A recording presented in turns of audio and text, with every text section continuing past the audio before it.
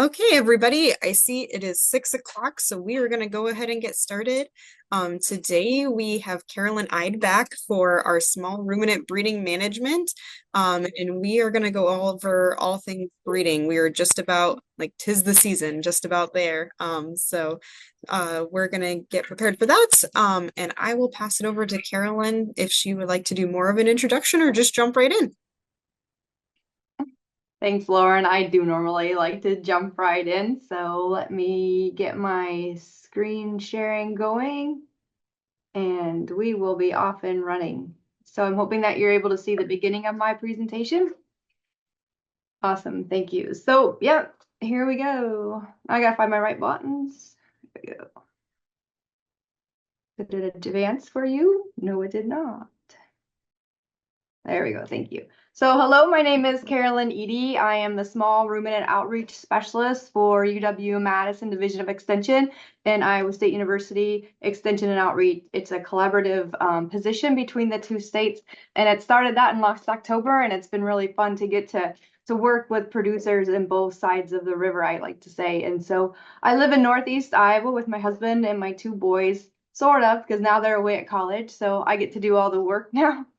And I have a mixed flock of about 55 to 60 ewes, some registered Romadale CVM, which are fiber sheep, some South Downs black base sheep, and a couple of white Dorpers, trying to learn a little bit more about the hair sheep. So that's been really interesting for me.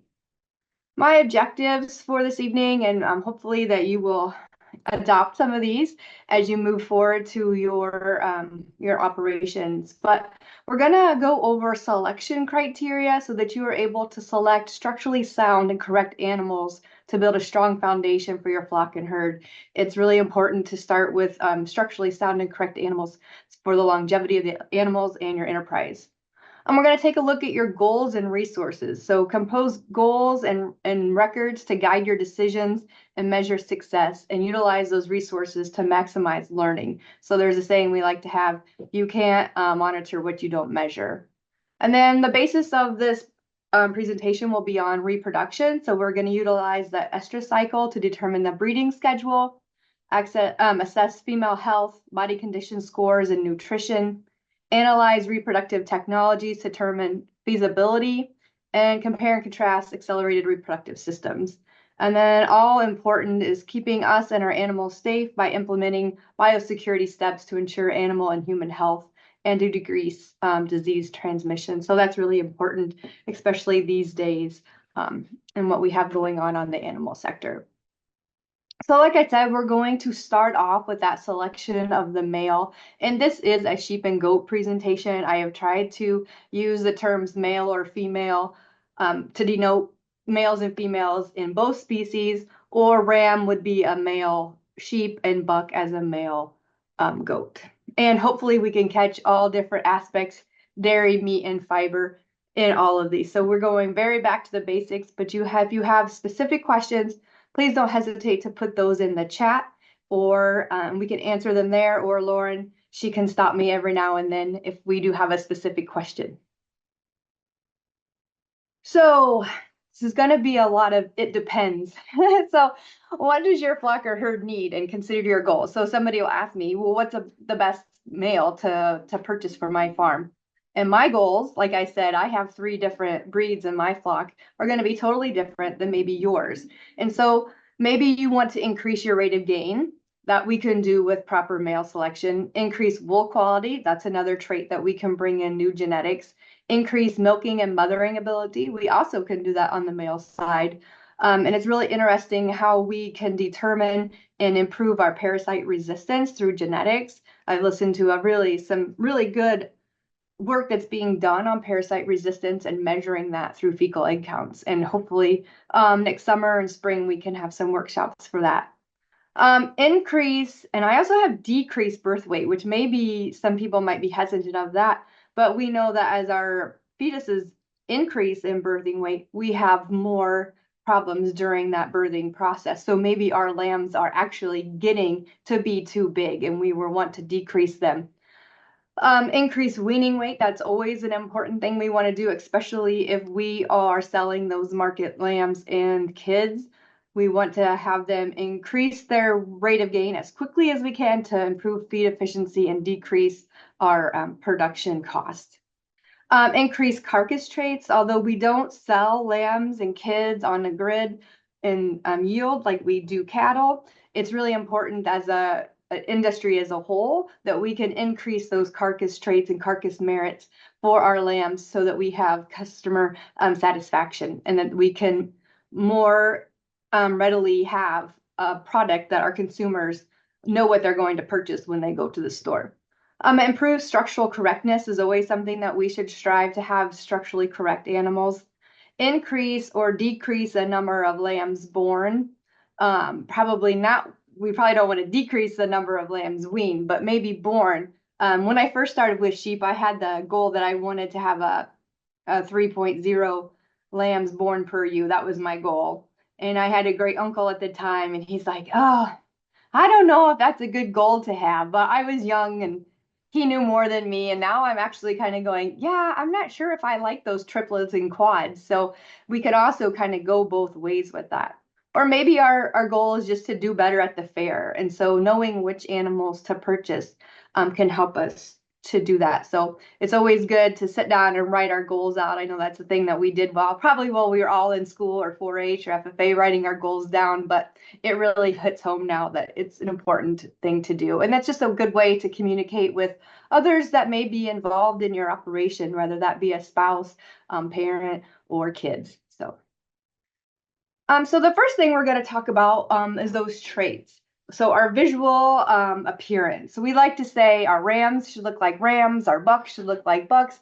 And what does that mean? They should look pretty masculine, pretty manly, right? They should be pretty stout because they are going to cover, physically, they're going to need to have that structure and that muscle capacity in the cover to be able to breed our females. And especially if we're looking for meat products, and even if we're on a dairy facility, our male offspring are going to be a meat product. So we want to make sure that our males do have that muscular. We want on our bucks, we want a long, square, level rump. We want them well muscled, like I said, a long, wide, deep loin, well-sprung ribs, a deep forearm, smooth shoulders. And we want to know which breed we have and what certain characteristics that they should have. An adequate size and even testicles. It has been shown that the size of testicles of our males carry through to the reproductive capacity of our female offspring. So it's kind of correlated there, and it might be something odd to think about. But when we get into the breeding, their testicles are really important to make sure they're sound and producing sperm. On a ram side, pretty much the same thing. And even if it's not listed on the buck side, we still want sound feet and legs on both our rams and bucks, a solid mouth on both our rams and bucks. Frame size and muscling should be adequate for their breed. And then the following breed characteristics, we want volume and capacity, uniform depth of body, and adequate size and even testicles again. And breed characteristics, some of those may not be something that we can make money on a commercial side, because like I have Southdowns, right? And they're supposed to have tiny little ears and a black nose. Well, what does that mean in a market? Not much, but we still want to make sure that our breed characteristics are showing through.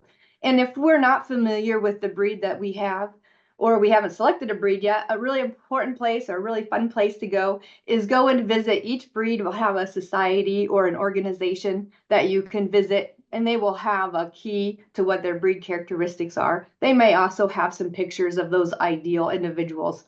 You will also notice on a lot of the slides, I have a QR code in the, oh, maybe not always in the corner, but here, and that's where you can also find either additional information on the topic or where I reference the information from. And Lauren, we can get a PDF to the participants later on after the presentation.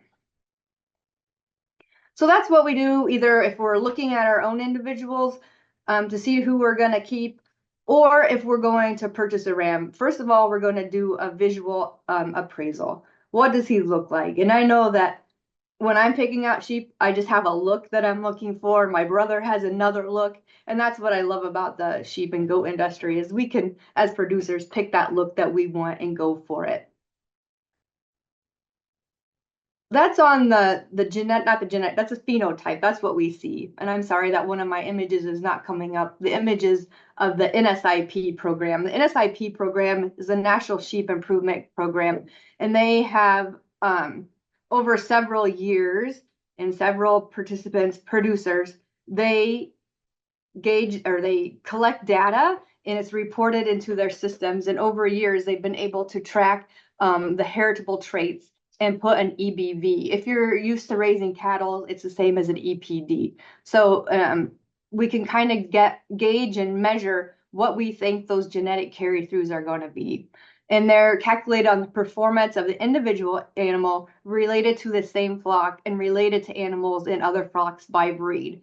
Not every breed has a strong following in SIP yet, but it's a hope that we can get a lot of producers. So the Katahdin breeders are leading the way. They have the most data in the database, and some other Polypay, and maybe some Rambouillet and the Merinos are following in that. And then I bring that up as NSIP because they also do some genetic testing to make sure that they're validating the EPDs or the EBVs.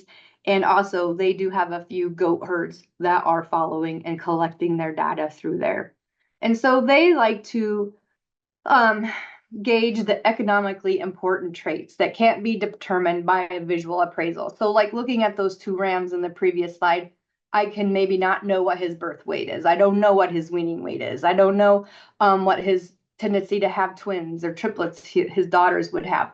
But through the genetic EBVs, we can follow that data and we can get an acceptable number of heritability on how we can do that. So that's when I said before, like our goals, maybe we want to increase our birth weight. Well, we can see which rams as compared to the rams of the same breed in similar facilities, what that is expected to be. So if the number is a +1, then I can see that my lamb weight is expected to increase. Or if it's a negative number, and you might ask me, why would I want a negative number? And that negative numbers are really important for parasite resistance. So the less parasites he has, the more resistant he is. So therefore, the parasite resistant is a negative correlation.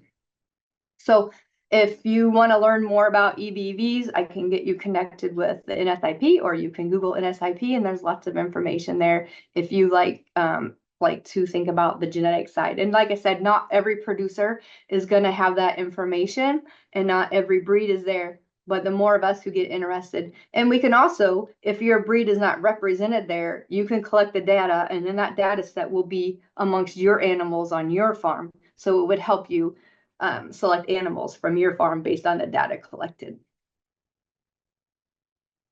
Ooh, I lost my cursor. There we go. All right, so once we have either, selected that ram or buck that we're going to use, or we have selected one for purchase, we're going to want to perform a breeding soundness exam. And either ask for this prior to bringing that ram home, or it's a guarantee after the sale. Have a contract or a written agreement that says I can take this ram home, this buck home, and within so many days take it to my veterinarian, have a BSE performed, and then it should be guaranteed to pass. So what is a BSE? It's a breeding soundness exam. And it's first a physical examination, and it's a semen evaluation. So we're going to look at the feet and legs, and we're going to look for lameness, foot rot, foot scald, and then we'll make sure that their hooves are in good condition. Because that ram or buck in its natural environment, if you're in a grass-based system, is going to have to cover quite a bit of land and area. And depending where you are in the northeast part of Iowa or southwest Wisconsin and other parts of Iowa, we have some hills and some rocks. And they're going to have to but they're going to have to be able to cover that ground. Maybe you're breeding in a confinement system, and there too, they're going to have to be able to be structurally sound to stay on those concrete and those dry lots. So making sure that they're sound on their feet and legs and free of foot scald and foot rot. That's really biosecurity. We'll talk a lot about that in a couple slides, but a lot of the problems that we have, it said we actually purchased those in. So it's not a good thing if you purchase in some of these things. Another thing, we're going to have to make sure they have eyes, obviously, and the sound mouth, so if they're able to graze and eat. A good body condition score, and I don't believe I've covered body condition score in this presentation, but the body condition score is the amount of muscling and fat cover that they have. It's based on a scale of 1 through 5, 1 being emaciated, 5 being obese. If you're familiar with cattle, it goes from a 1 to 10. However, our breeding rams should be pretty, not fat, but pretty chubby when they start to that breeding season, about a 3.5, because they've got one thing on their mind and one thing only when they're turned out with those females, and they will actually lose up to 15% of their body condition. So if you have a ram going into the breeding season on the thin side, he may come out on the very thin side, and he actually may not be able to produce the amount of sperm that he's going to need to cover those females. So making sure that our ram nutrition is up to snuff 4 to 6 weeks before the breeding season is actually very important. Another that really special organ that our rams and bucks have is their scrotum. Obviously, they should have 2 testicles, and their size should be dependent upon their age. A young buck is not going to have quite a large size as a mature buck, but it should be size dependent. There should not be any swelling, and there shouldn't be any tissue damage. If you have an older ram, they can be damaged in the wintertime if they're laying on snow and ice. So make sure our bucks and rams are well bedded during the winter time, and that helps them regulate their temperatures. So feet and legs, eyes, mouth, and body condition of scrotum are those basic things that you'll need to look for on a physical health side for our rams. Biosecurity, that's a really big major concern. Like I said, a lot of these things that we can purchase in, and sometimes we don't think about purchasing the parasite population that these rams and ewes are carrying, that they're carrying inside their digestive system. So we want to be really big on biosecurity. And I know it's hard if you've had a ram or buck go down and you need to replace them really quickly, or if you're trying to jump into the breeding season. I really caution you not to go get a ram today and turn him out tomorrow, because there is some things that you should really do. And the biosecurity, that starts with isolation for 30 days. So that means no nose-to-nose contact with other individuals on your farm, pretty much of any species. No sharing of feed and water troughs. And then your chore order is really important. You should chore and feed or water, clean out the pens of those new animals last, so that you're not carrying anything, on your shoes or boots, hands, or clothing in between them in case that animal was infected with something. Another good thing to have is a certification of veterinary inspection, and we don't always have to have that when we do purchases within the state, maybe more so out of state, between state lines, but I would really suggest you have a certification of veterinary inspection even within the state. That's another thing we're going to look to: visual appraisal, eyes, mouth, feet, fecal matter, hair, and wool. Like, what does that look like? And if that looks a little bit iffy, a little bit sick, don't bring them home. Make sure that they do have that scrapie ID. That's how we track and manage scrapie, and hopefully within a year or two, maybe a couple years, we will be scrapie free in the US, and that might change and it might not. It's a really good way to track and monitor our animals. So the scrapie rule is any intact animal, sheep or goat, over 18 months must have a scrapie ID. And then also know their vaccination history and health status of the herd that they're coming from, and work with your veterinarian to make sure that they get up to the same vaccination or health status as you have. We had a question in the chat. Can you talk Sure. just a little bit about scabies and what it is and how it spreads? Yeah, so scrapie is a chronic wasting disease. That's how I'm going to go with that. And it can be spread through contact from sheep to sheep and reproductively. So it's something of concern, especially in our black-faced sheep and different breeds of our goats. But we can do genetic testing to see if our animals are less susceptible. And those would be if you are buying a ram and they say, oh, this ram is RR, then that makes they are genetically resistant to scrapie. The USDA has a really good site if you would like to know more about scrapie. To get each individual farm should have their own scrapie identification, and to do that, you would call, I think it's 1-800 USDA tags. And then they will get you set up with your own number and your own Scrapie ID tags. And that number will follow the individual animal throughout its system and throughout its life. And so if we bring in animals that have Scrapie, it can be spread to our animals that we have. And like I said, it's a chronic wasting disease, and we wouldn't see it unless it's in our older animals. And it's called Scrapie because the animals get really itchy and they start to rub the wool off of their backs, and it's a neurological disease. So in the slaughterhouses, that's how we survey for it. Through the slaughterhouses, animals are tested. And then if you did send an animal to slaughter and it was tested positive for Scrapie, then you would be notified, and the animals on your farm would be quarantined and probably disposed of. So without getting into it too much, that's how. And then they would also follow the animal and any animals that came in and out of your flock to see who's been exposed and who hasn't been. So that's kind of a little sidetrack on Scrapie. Did that answer your questions, Lauren? Okay. So not to scare you, yeah, we have some diseases that we need to be concerned of, and these can be brought into your facility, or you can, these are the ones that can travel within the body of an animal, and later on we will talk about some other ones. But like we said, Scrapie, sore mouth, or it's often called ORF, is lesions on the mouth, nose. It could get kind of scary looking sometimes, but it's a herpes virus, and it looks, like if you got a really bad cold sore. The only problem when it's really a big problem is when our really young animals get it, maybe 2-3 weeks of age, their mouth gets really tender, gets really sore, and they can transmit it to the teats of their dam. And then we have sore teats, we have sore mouth, and the lambs could succumb to starvation, or kids as well. This happens in goats as well. So we have to be very careful that our young ones aren't doing it. And like I said, it's a virus, so it kind of has to run its course through the flock, through your facilities, and it lives in the soil. It lives on buckets, feed troughs, anything that's wooden, it really lives on there.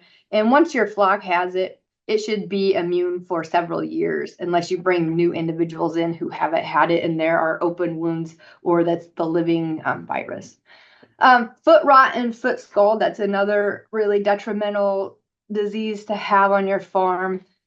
Your animals necessarily won't die from it, but they lose weight, they're unable to graze. It's very painful, and their feet can actually rot off in severe cases of foot rot.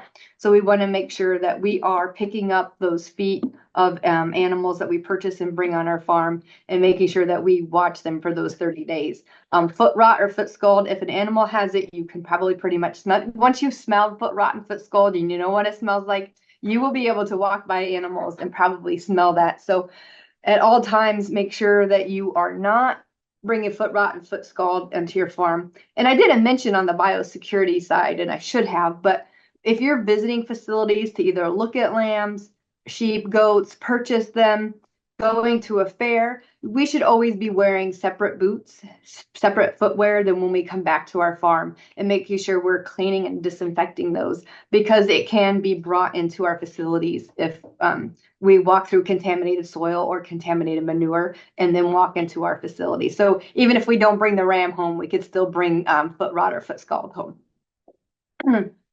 CAE is a disease that we have in goats, and I will talk about that a little bit later, but it's another type of wasting disease. Caseus lymphanitis, CL, if you're familiar with sheep and goats, it's really big abscesses of their lymphatic system, and it can be spread by the open abscesses from one animal to another. And sometimes they don't have the visual exterior ones, but they do have the interior ones that cause problems with their lungs and livers.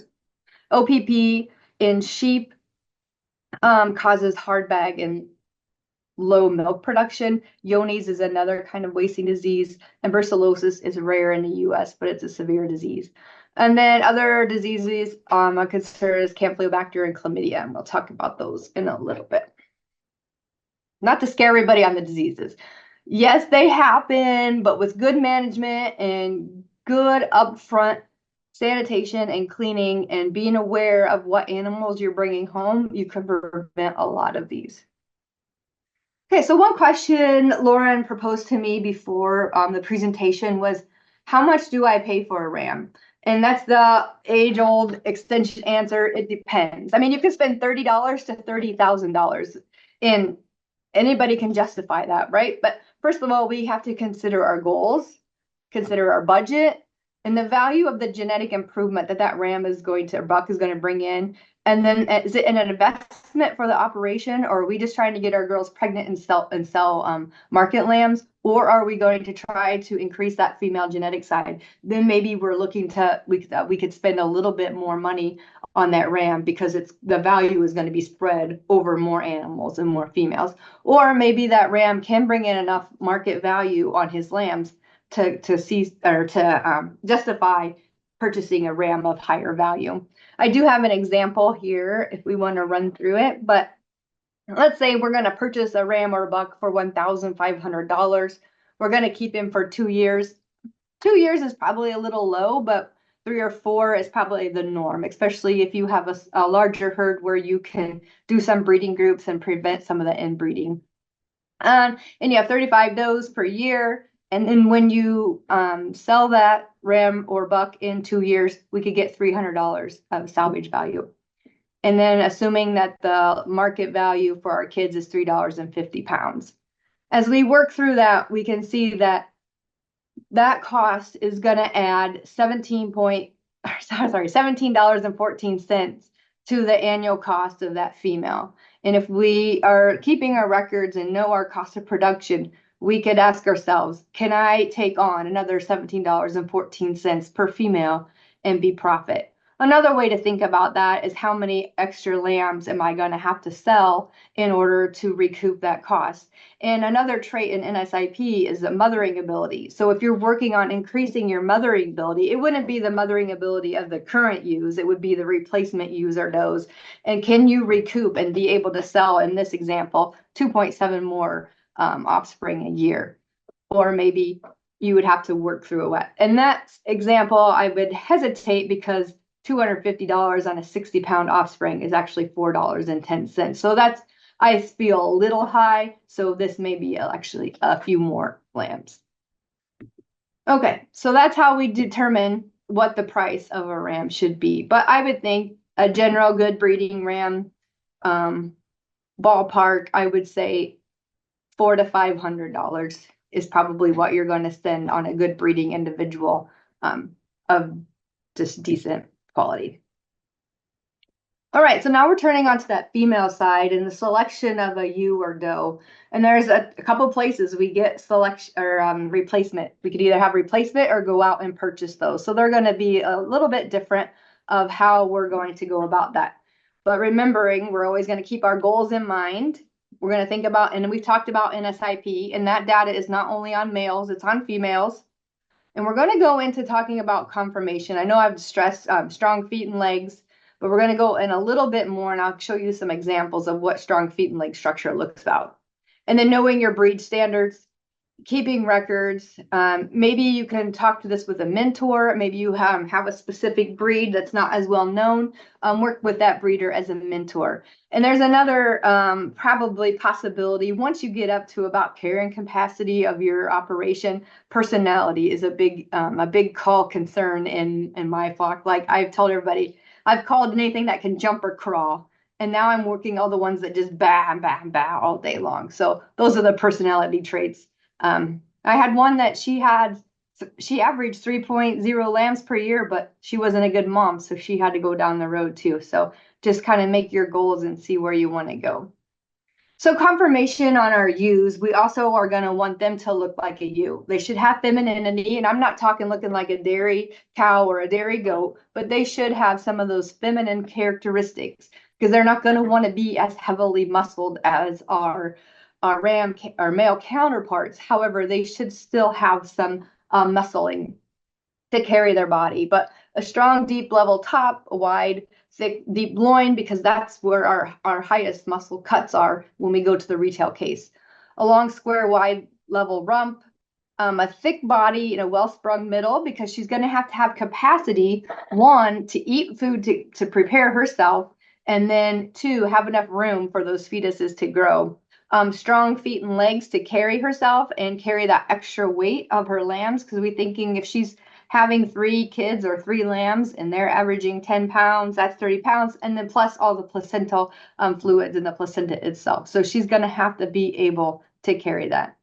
And then if you look in the bottom right-hand corner, the front view of the legs. So if you can see here all the way to the left, this is a correct set of feet and legs.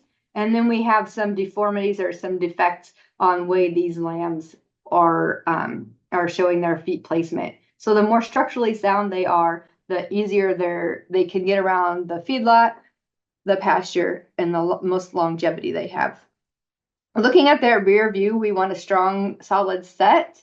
We don't want them to be hocked in or out. And then from top to bottom, they should create a line from the rump to the pasture. And looking at this set is really important as well. The next few slides I'm going to show you are actually of dairy goats, but I think it has some merits to look through for our feminine females.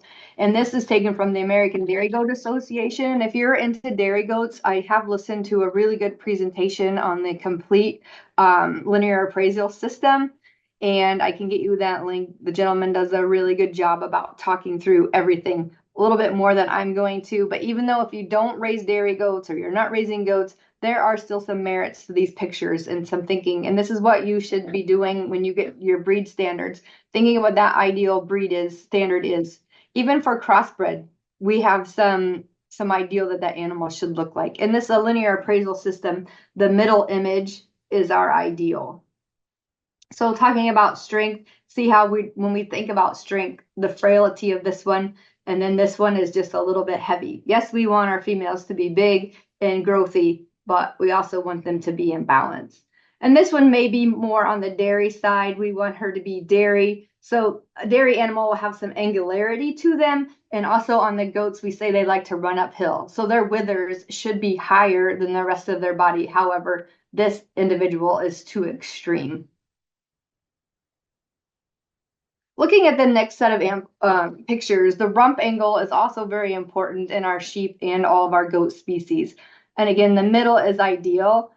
This is too steep of a rump angle, and she may be too narrow in that birthing canal to actually birth her offspring. And this picture here, I know that sometimes in the show ring, we are seeing an upturn to this tailhead, this rump, but actually it's a defect, because we think about our birthing females, gravity is going to help us with some fluid and some momentum of things. And if our tailhead is swooping up, some of those fluids could run back down and cause some infection and some problems with her reproduction system. So we do want a slight angle in our reproductive females.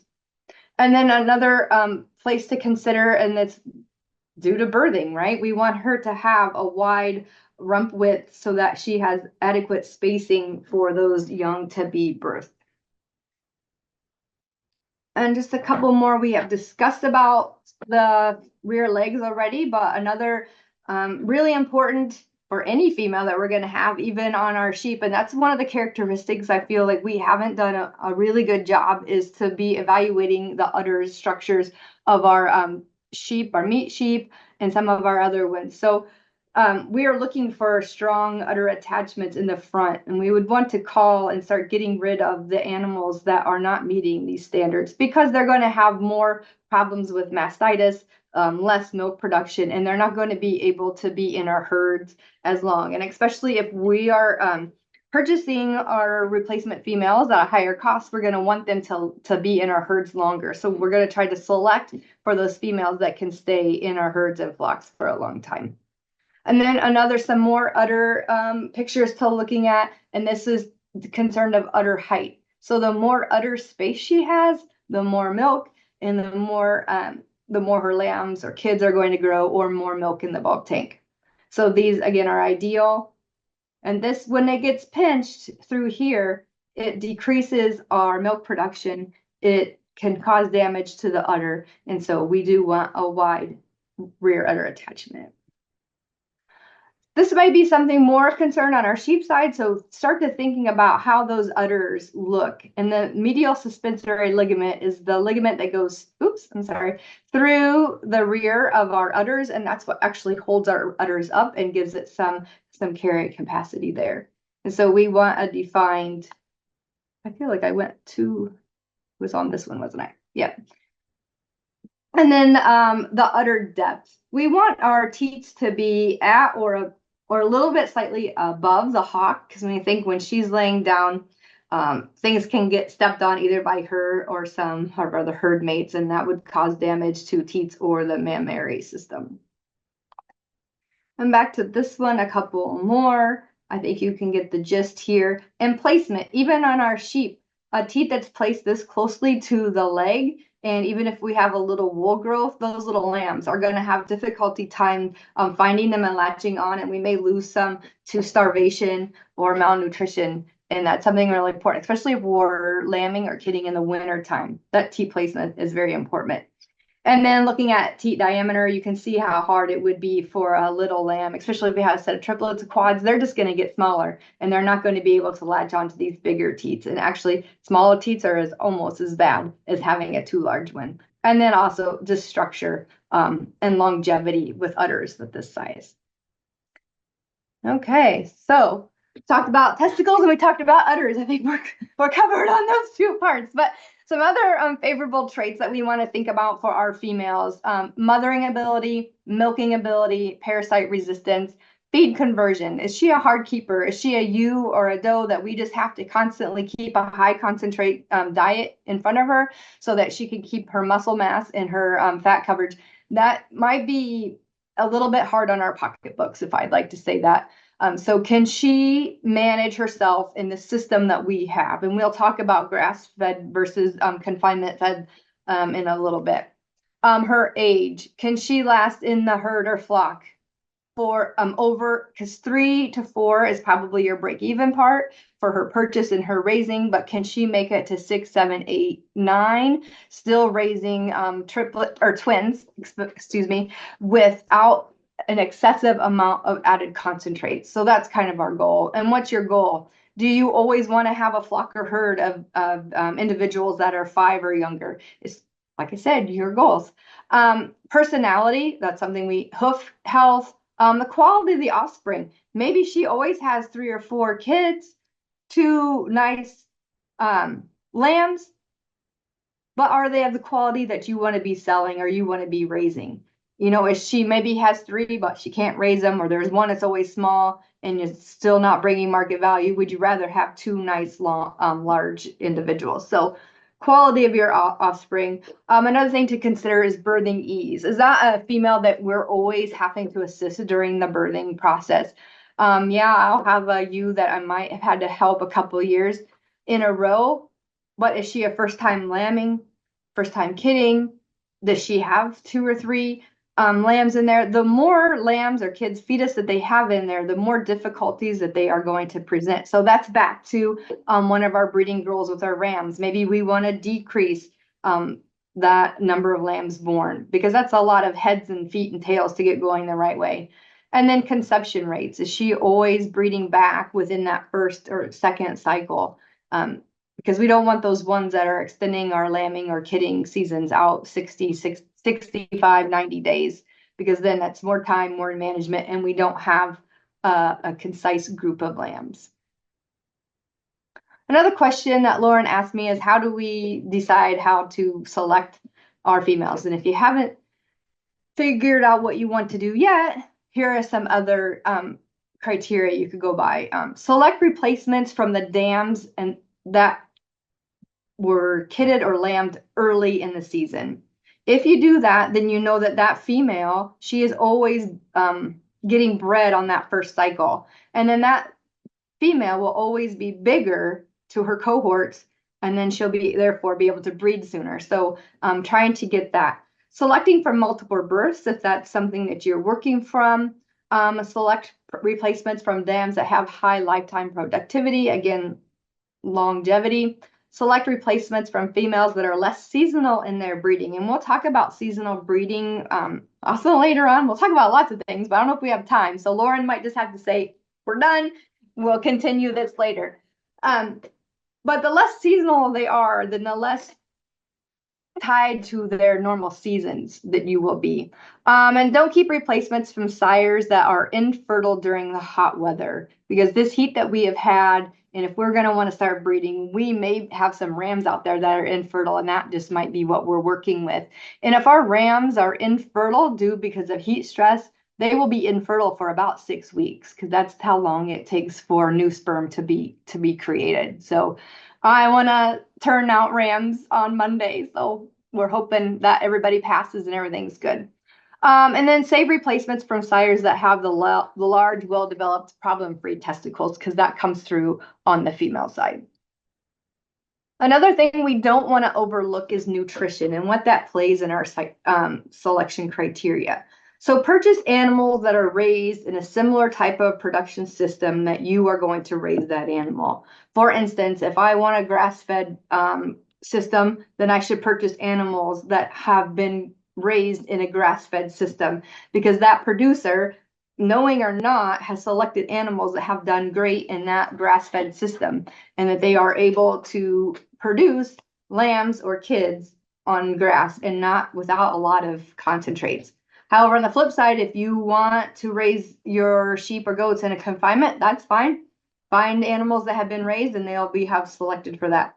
And then if you want to do some accelerated lambing or kidding, also pick individuals that have gone through that system, because they have been selected to be in there. And then spring, fall, winter lambing, kidding.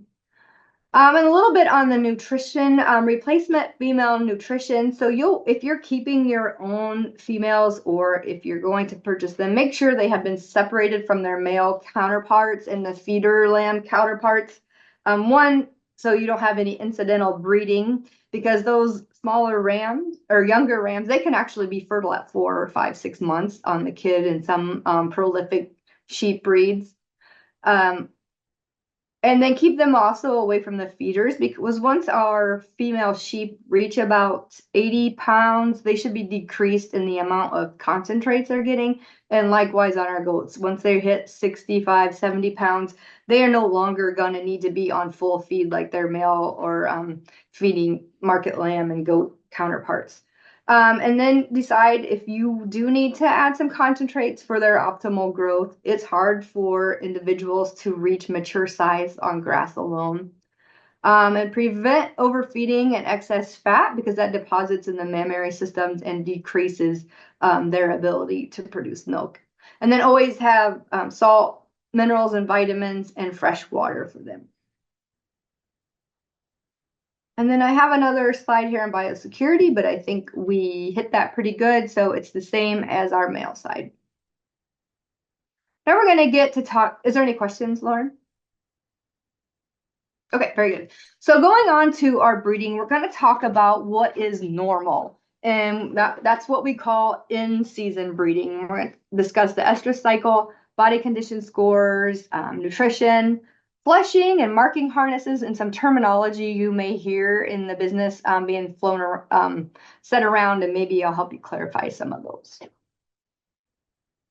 So sheep and goats are seasonal breeders. They are if you're familiar with deer, here in Iowa, we have a lot of deer, and we know that our deer hunters go and hunt them when they're in the rut. And our goats and sheep are similar. They will start to come in to having an estrus cycle during the time of the year that the day length decreases. So this is about the time of the year when those estrus cycles start. During the summer months, they are in an ovulatory, so they are not having an estrus cycle as prevalently as they would. I mean, there are some differences in breeds, and there are some things you can do, and we'll talk about that. But there's actually 3 things that kick a female into having her estrus cycle. One is the climate. When those nights start to get cooler, which I hope to gosh we start pretty soon. When the day lengths start getting shorter, and then also the introduction of a ram with his pheromones that he releases, that will also kick the females into starting the estrus cycle. And if we take a look at this kind of on a diagram, we will see that in the summer, our females, we know that they're not getting bred, and in the fall they'll start. In the winter they normally gestate. The spring they have their lambs, and then summer back again. So this is kind of their natural season, and there are some things that we can do to bypass this, and we'll give that a chat in a couple slides. So we're going to go talking about this estrus cycle, when our females can be bred. And I have the both sheep and goats here on the same slide. So they're pretty similar. There's a few things that they do have that are different. So the length of an estrus cycle, and that is the time between the periods of standing heat. In a sheep, that is 17 to 20 days, and most typically it's 17. The estrus, that's the time that they are receptive, and that is 24 to 36 hours, and the standing heat actually lasts 24 to 36 hours, and the standing heat is actually when they will stand for the ram or buck.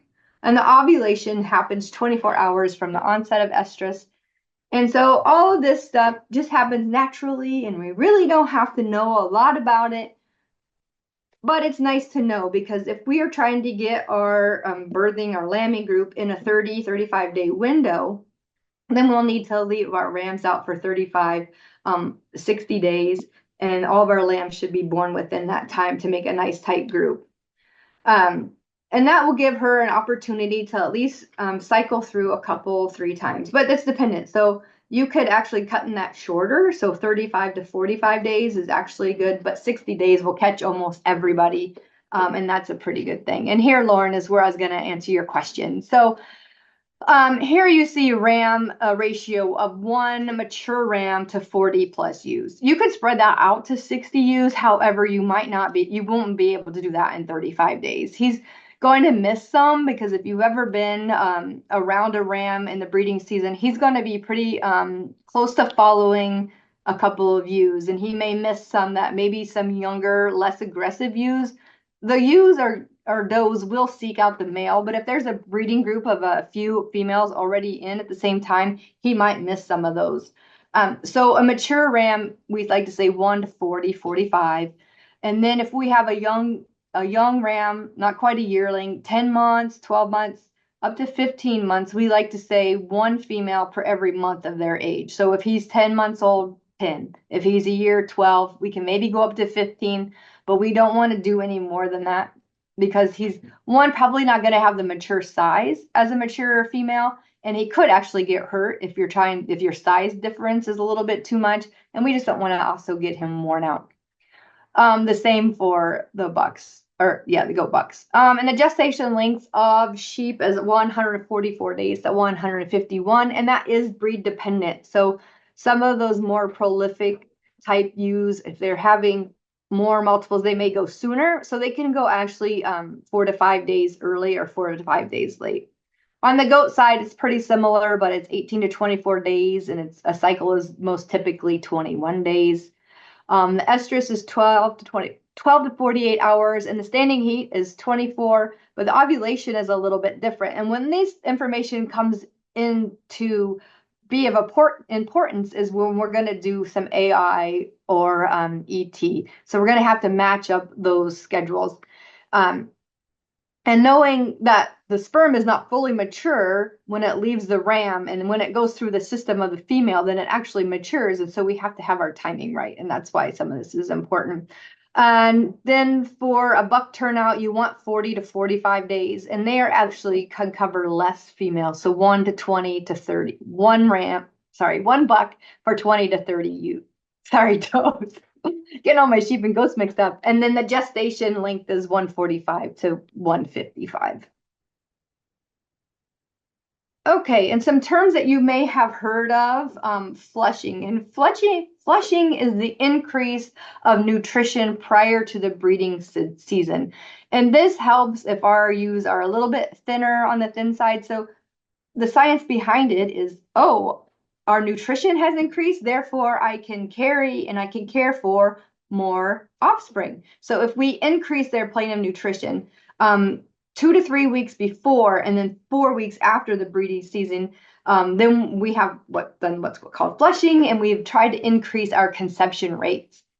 We can either do that with an increase of protein or a concentrate of a half to 1 pound per head per day, or we can also flush on a really nice lush pasture that we've done optimal rotational grazing, and that's still in the vegetative growing state. So we can do it that way. Another term that you may have heard is called a teaser ram or buck. And a teaser ram or buck is a vasectomized male, and he is introduced to non-cycling females so that begins their estrus cycle. And this is something that we can use in the month of probably July, because now that we're getting into September, October, November is their normal breeding season. But if we kind of want to help them do that a little bit before, we can put a teaser ram in there or buck, and then the pheromones of that male and the aggressiveness, I'll say, of that male helps those females to come into season. And then in order to do that, you'll want to have removed the male 6 weeks prior to the breeding season. So a lot of times, if you're going to breed in August, you'll want to remove those teasers off your property by sight, smell, and sound for 6 weeks before you introduce them.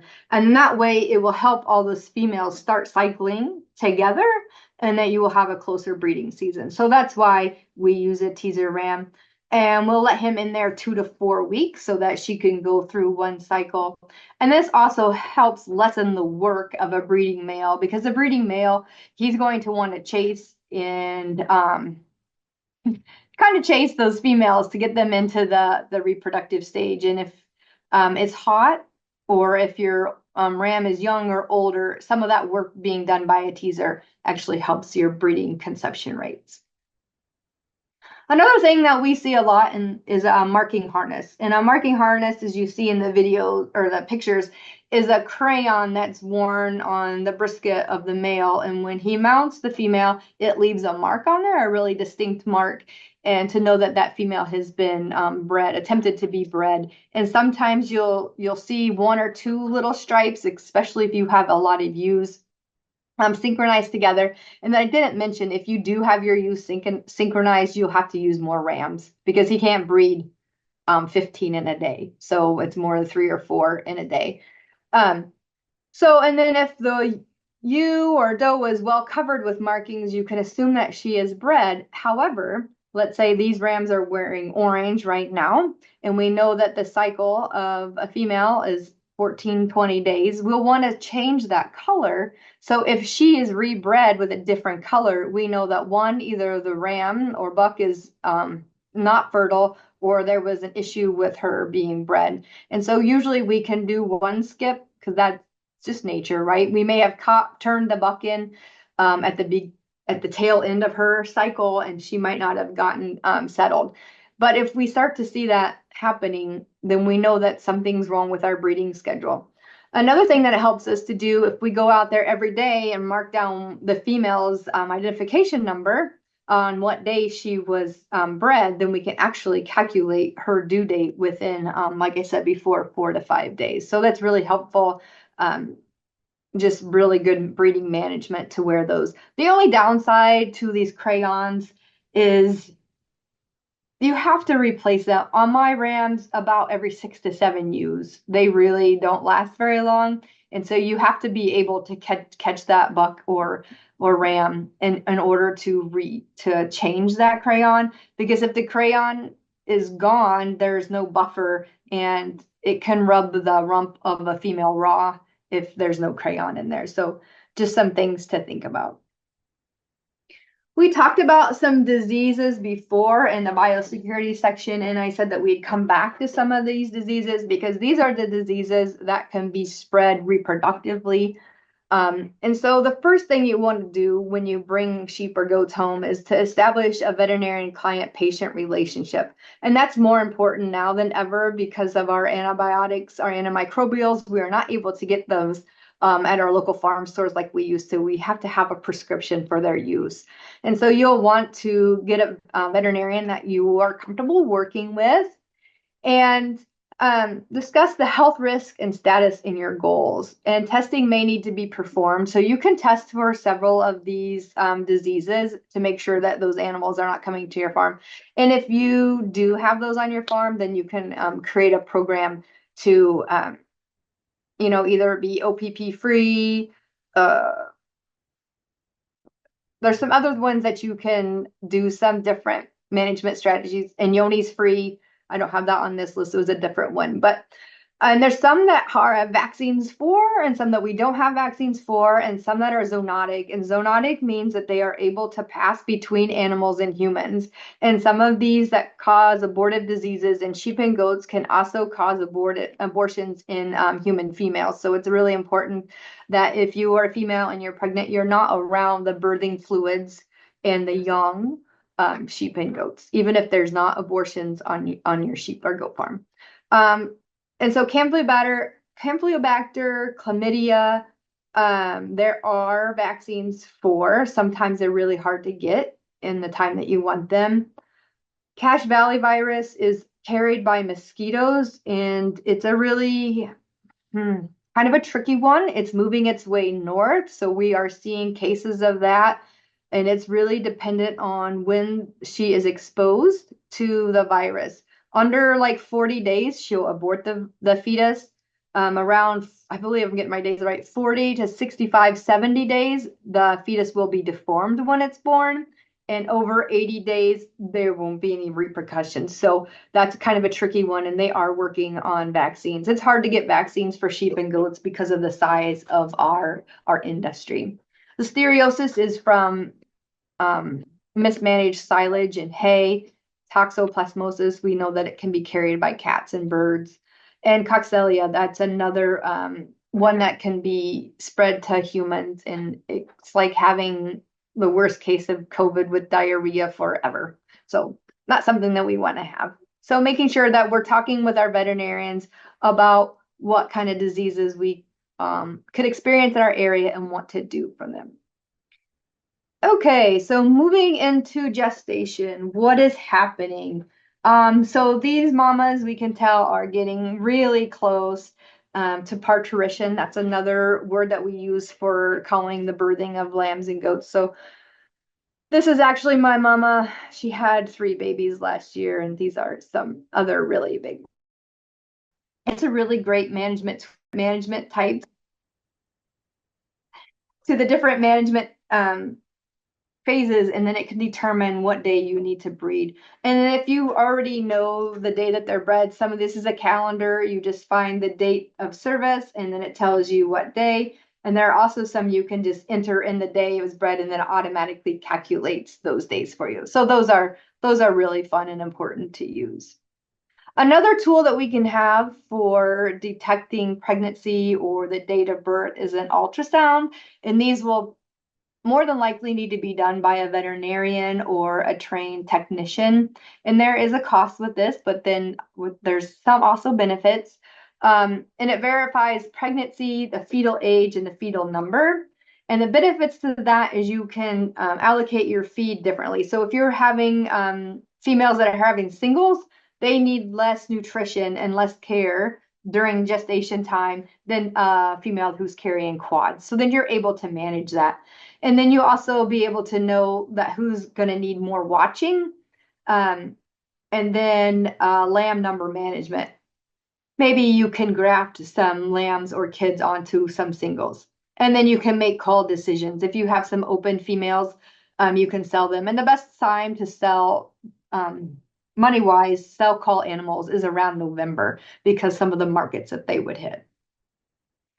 And it's important to think about some clostridial diseases. And the reason I put them in this gestation period is because our females need to be vaccinated 3 to 4 weeks prior to parturition so that they're able to put those antibodies into the colostrum, and those young are able to have that as their first milk. And then they are carried through that colostral antibodies for about 6 to 8 weeks when they start to eat heavy on their own, and then they would have a booster. And if we have lambs that didn't, or kids that didn't get adequate colostrum, then they're going to need a different vaccination protocol, or those lambs or kids that we have on the bottle. And just discuss with your veterinarian what those protocols should be. But all sheep and goats should have, it's called Clostridial CD&T or overeating tetanus shot. So just have a discussion with your veterinarian. So during those we call early, the first 15 weeks, we need to be monitoring our body condition score. So going into breeding,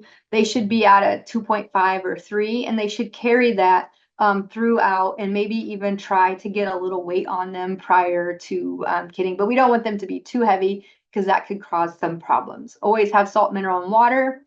And observe for rebreeding dates early on. And those first 30 to 45 days, we don't want to have a lot of stressful events. So we don't want to be shearing. We don't want to be moving with a dog. We don't want to be trailering in those 30 to 45 days, so that we allow those embryos to be settled and to be starting to growing. So we need to use some low stress handling. Also, in those first 15 weeks, we can do our ultrasounds, sort our use, and gather your birthing supplies. And then on the opposite of our in-season breeding is out-of-season breeding. And why would we want to do our out-of-season breeding? Well, we could do that to take advantage of different markets because of the seasonality of the breeding schedule. Then we have seasonality in the supply and demand. Maybe we have an accelerated production system. Maybe we need a little work-life balance. Maybe your vacation schedule from work is a little bit different. Maybe you have kids home from the summer, you have more labor, food resources, facilities. Maybe you have multiple groups, or maybe you want milk production 365 days of the year. And so then you're going to have some breeding happening in that non-normal season. And the things that we can use is the ram effect. And that's what I talked about earlier with the teaser ram. We could still do that with our rams. So because the estrus cycle is dependent on light, we can use some light manipulation where we could house them in dark buildings during the light parts of the day. There's some protocols to do that, but then one thing we have to make sure of is we have adequate ventilation for our buildings if we're locking those individuals in a barn. Another common thing is called a CEDAR. It's a controlled internal drug releasing device, which is inserted into the vagina of the animal, and it releases the hormone. Or there are hormone therapies and hormone protocols that you can use with progesterone or ECGs. And these are things that you would want to work with your veterinarian to get a protocol, or a reproductive specialist to make sure that you're using these appropriately. Another thing we can do is select different breeds that are less seasonal in their own rights. And so I think I have some maybe crazy pictures on this one, but they're really thinking about the breeds that they want to have, I guess. So on the sheep side, the Katahdins, Rambouillet, Dorset, Dorper, Finn sheep, Polypay, Romanov, St. Croix, and Targhee are all less seasonal than maybe some of our Suffolk, Hampshires, some of those other kind of breeds, Southdown. On the goat side, Pygmy, Nigerian Dwarf, Boer, Nubian, and Mytonic are less seasonal. So we're just going to talk about a couple of reproductive technologies that we can help assist with our operations. So why would we want to use artificial insemination? To improve genetics of the herd or flock by using genetic superior males.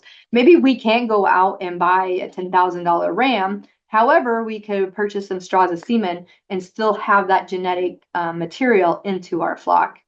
And it increased the numbers of individuals with similar genetics. Maybe you're wanting to tighten up the type and kind of sheep that you're marketing. And then maybe you want to change the genetic makeup of your whole entire herd more rapidly. And then we all know that bucks and rams can be very aggressive. They can be hard on people. They can be hard on facilities.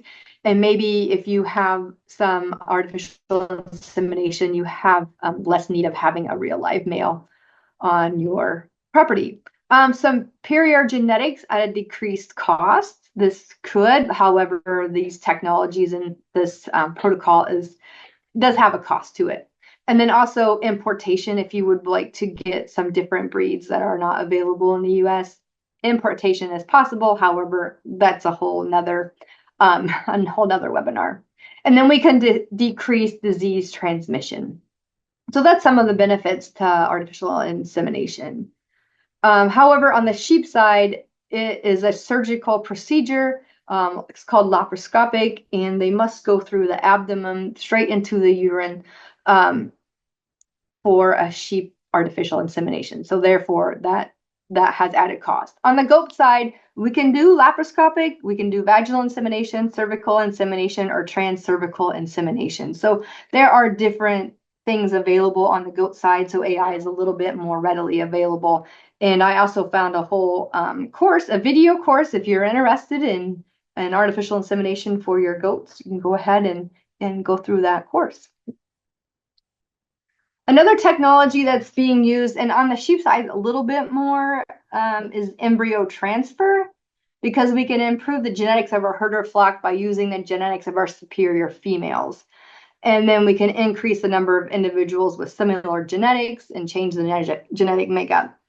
So what we do with embryo transfer is we ovulate those superior females. So instead of them able to have 1 or 2 offspring each year, we're able to, with hormone therapies, and the protocols is to ovulate them. So they may release 12 eggs. That's a little on the high end. But now instead of having, and then we take those embryos from our donor, who is our superior female, and insert those into our recip female, more or less like a surrogate mother, and she carries those. So now we have the ability, instead of having 1 or 2 young per year, we may have 8 to 10 or 12. So we're able to increase the number of lambs from that individual. So those are some of the technologies that are being used for reproduction. And I know that Lauren asked me about record keeping, and record keeping is very important at every phase of production. And there's just some information that you should have on each individual, and you can keep records in whichever way works best for you. Paper, as long as you're writing it down, as long as you don't keep it in the barn where your goats or sheep can eat the book, that's good. Paper is good. There are some apps. You can develop your own Excel spreadsheets. There's different things, whatever works for you, but you'll always, on each individual, want the dam and the sire, their scrapie identification number, their date of birth, and then if they're having, so their lambing records, you should have the sex of the lambs born, and that's really important, especially if you're running a registration, so that you can double check and make sure that your information is right. The identity of the lamb, so their individual scrapie number, type of birth, that means a single, twin, triplet. Birthing time, I don't think that's as important, but birthing comment. So did you have to assist the ewe or doe? Did you have to help the lamb to nurse? Was it thrifty? Was it unthrifty? Was it strong? Was she a good mother? Did she take right to having those lambs? And then some other important weights are birth weights, 30, 60, 90, and 120 day weights. That's so you can manage the growth rates and also calculate rate of gains and feed efficiencies. And then on the biosecurity side, you always want to keep track of your movement logs, so that if something were to happen, we would know where our animals had contact with and where they are. And then another important record to keep is treatment logs. What were they treated with? What's the withdrawal days? There are some milk time withdrawal days, and there are very few antibiotics that we can use as labeled for sheep and goats.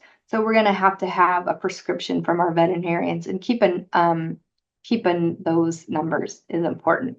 Okay, Lauren, I have covered everything that I have prepared.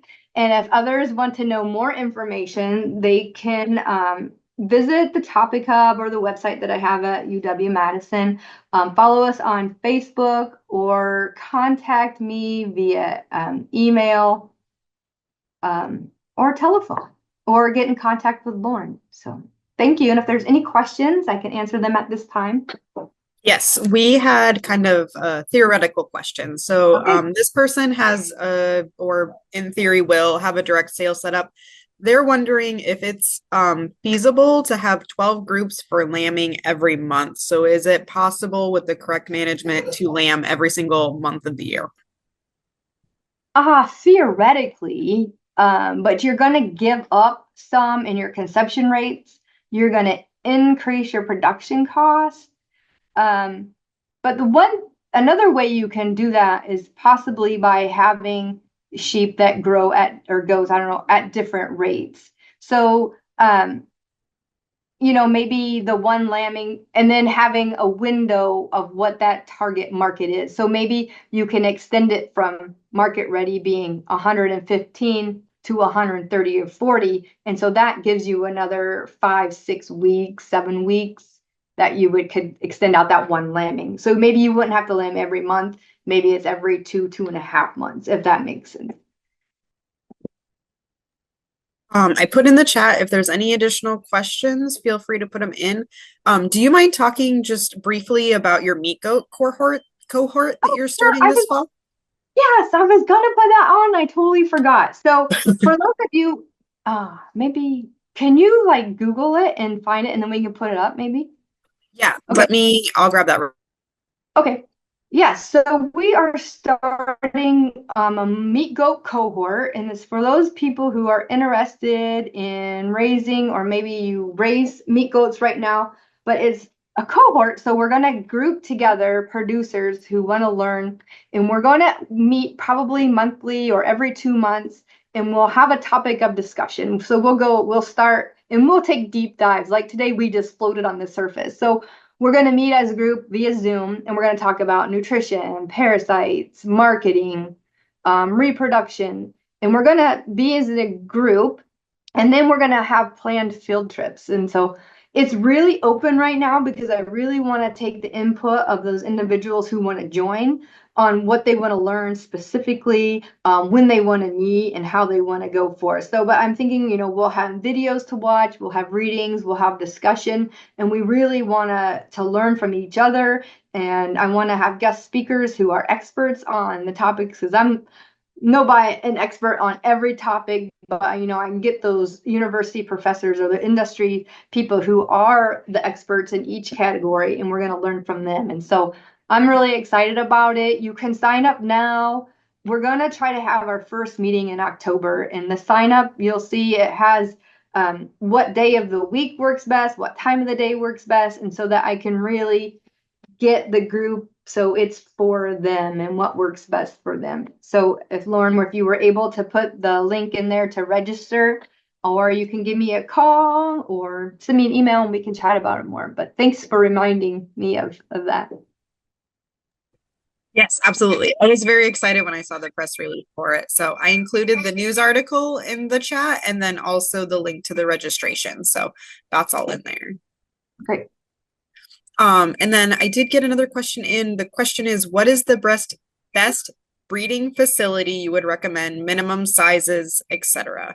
I think, Adam, are you referring to like actual breeding? It's like AI breeding, or are you referring to like a lambing situation? I guess, how do you, Carolyn, you may already have a understanding of what he. Yeah, I'm not quite sure of breeding facilities. I mean, lambing, sorry, should have clarified. Okay, so Yeah, lambing. okay. Oh, it's dependent obviously on the size of flock you have and the timing of lambing. So if you're going to lamb in May, June, July, August, if that's possible. Yeah. Pasture lambing is probably fine. You just need probably some shade and some predator control. But if you're going to be lambing in December, January, February, March, you are going to have some sort of building or facilities. Ideal. I think I have my setup, I love it. So I have a big Morton building shed, and in it there are 6 holding pens and grow out pens. But what I have in there is an insulated room. Oh, and I don't know how big it is. My husband probably does. It's 20 by 40. And if I keep about 8 to 10 ewes in there, even on a cold January night, it always stays above freezing. So your ewes don't have to be warm. They actually can overheat in a lot of close setting, but your lambs need to be warm. And I always, my kind of go-to thing is if my hands are cold, then it's probably getting cold for my lambs. But if I can work out there and my hands are fine, then it's probably pretty warm. So anything above freezing. And the one thing you want to do is keep the weather off of them. So keep the snow, ice, rain, and keep the drafts away if we're lambing or kidding in the wintertime. And I don't know if you kids or sheep or goats, but goats are more susceptible to the weather than sheep are because they were obviously developed in a warmer climate. And so they can't take the cold as well as sheep. And another thing that helps in the lambing is shearing your ewes prior to lambing. One that decreases the amount of moisture that they're going to have on their wool, and then they get a little bit colder so they don't stay as warm. But I think, Lauren, we wanted to have a kidding and lambing webinar, didn't we? So if that answered your question, Adam, good. And if not, keep coming back at me. And so another thing you'll want to have are jugs and mixing pins. So jugs are little pins that are 5 by 5, and they're individual pins that you put the ewe and her offspring in after they're born for 2 to 3 days, so they're able to bond with each other, and you're able to manage to make sure that the lambs or kids are getting sufficient milk, that the ewe is accepting them, that she's healthy, and that she's back up on her feet and water. And then you would take those and put them into mixing and grow out pins. Adam, I do also have a recording, or at least I did, and I'll try to find it from, I think it was the University of Montana, did a whole lambing webinar last year, and I reached out to them as soon as I saw it to get a recording. So I'm pretty sure I still have that, and I'll share that. But we did discuss that, yeah, that lambing kind of goes hand in hand with breeding, but it's also like a big topic and can be a whole topic by itself. So I think that that makes total sense to look at it as its own separate thing to give it the justice it deserves. And we Um, did one a couple years ago at UW, and it might be on our YouTube channel too. So maybe search around on YouTube for UW-Madison Extinction Small Ruminants. That might be how you find it. Sorry. Thanks. and then there was one question. Can you talk a little bit about using cedars? Okay, cedars. So cedars, like I said, are that slow release hormones, and the label says not to use it on first time individuals. So first timers. So they're for mature animals, and there are certain protocols, and you'll insert them and leave them in from 7 to 14 days, and then you will breed after that. And so you don't even have to AI. You could do natural cover. So maybe you have a time that you want your lambs to all be born within a week's time. And then, so if you're doing live cover with a ram, you'll want to pull cedars starting at 7 days up to 14 days every 3 days to help your ram spread out those individuals. And he won't be able to cover the 40. You'll have to go down to more like 20. So you'll want like 3 females per male each day. So that's why, like, if you had 20 ewes and you put cedars in, then on day 1, or actually day 8, you would pull 3, and then day what did I say, 8, 9, 10, you'd pull 3 more, and so you'd keep going through that. That's the protocol. But if you have more females that you want to do in a shorter amount of time, you're going to have more males, so you might have to have more breeding groups. Thank Or you. you can AI. Yeah, or Oh, you can AI. Yeah. right. Another question came in. This is excellent. I'm so glad to see all these questions. Is there a cheat sheet to knowing what genetics to avoid when doing a genetic test? And he said like the RR scenario. So is there anything out there that they can reference if they choose to do a genetic test about the genetic defects to watch for? I might have to do a quick search. Because the name is just on the tip of my tongue.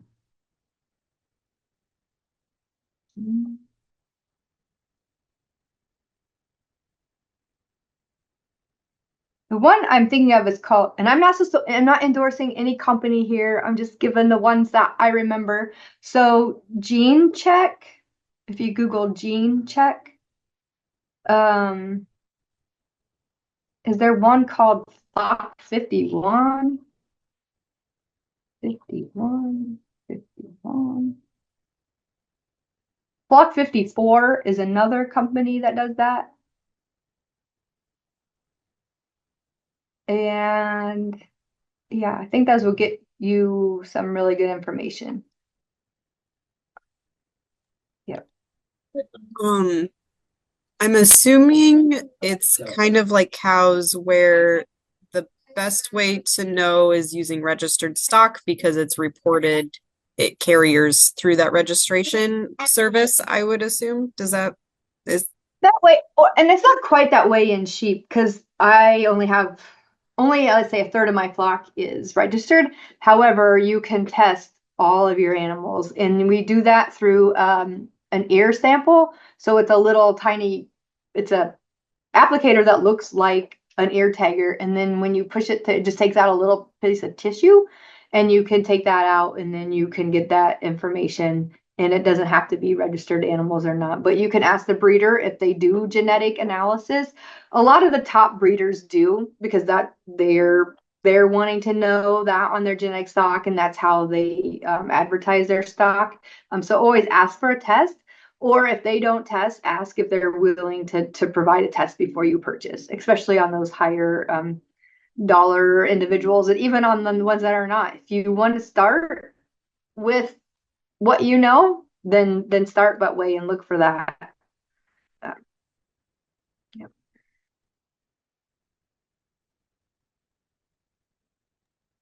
Yep, that answered the question. Perfect. Are there any other questions that we can answer? We, huh. Sorry, Carolyn So, can answer. I didn't even catch it.